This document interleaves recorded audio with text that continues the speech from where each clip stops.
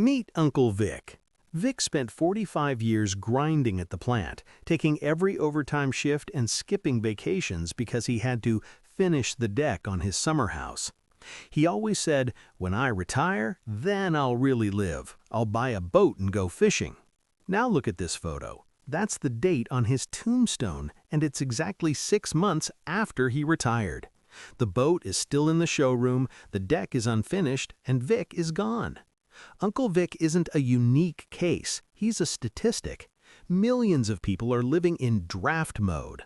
We think we're just rehearsing, tolerating the grind, and saving up because real life starts after the mortgage is paid or the kids grow up. But here's the cold hard truth.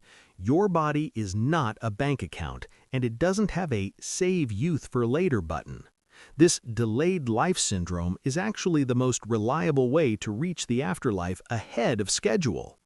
Since kindergarten, we've been sold a script: school so you can get into college, college for a job, and a job to earn a pension. We are constantly chasing a carrot on the stick. We endure a toxic boss and live in gray, depressing cities telling ourselves, "Just 20 more years, then I'll be happy." This is the most expensive loan you'll ever take from fate, and the interest is your time. The math is a total scam. The average person works for 45 years just to get maybe a year or two of freedom before the clock runs out. And that freedom usually comes with a collection of chronic illnesses where your only hobbies are visiting the pharmacy and watching TV. It's a state-level racket. The real horror happens in your head. Have you ever wondered why people often drop dead right after retiring? It's a biological phenomenon. For decades, you've been running on adrenaline and cortisol. You're mobilized just to survive until Friday or hit that retirement goal. Then day X arrives. You're free, no alarm clock. But the brain glitches. The dopamine stops because the goal is reached.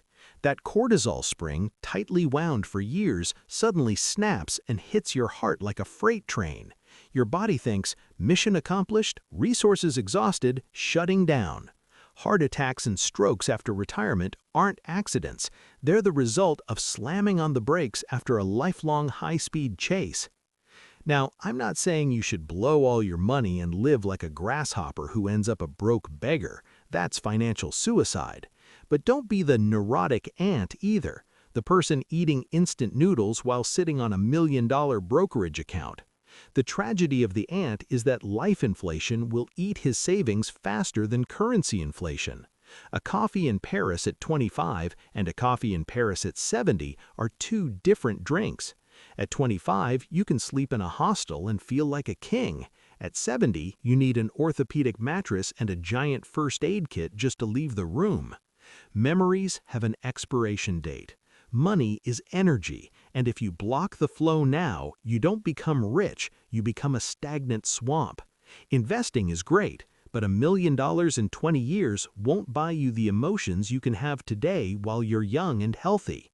You'll just be spending that million on a better hospital room. Balance is the word that many extremists forget. Your task is not to die with a mountain of cash, it's to distribute your resources so your quality of life is high the whole way through. You need to change your internal software. First, start taking mini retirements. Don't wait until 65, take that time off now and change your activity.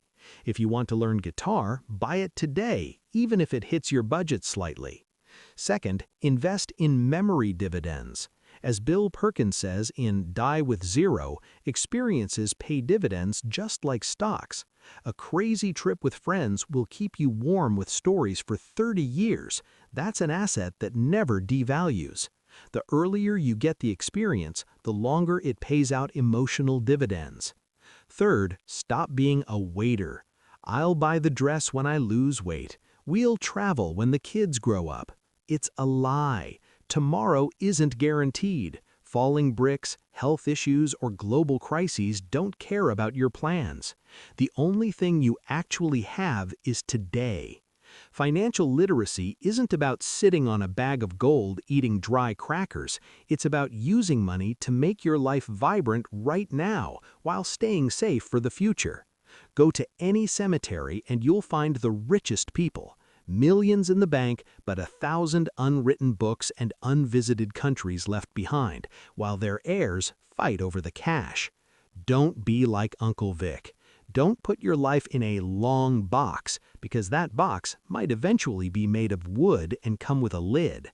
Learn to invest and earn, but most importantly, learn to spend your time and money on the things that make your eyes light up. Tell me in the comments, what's the one thing you've been dreaming of but putting off for years? Let's stop living in a draft. Live today, because we'll have plenty of time to use the calculator later.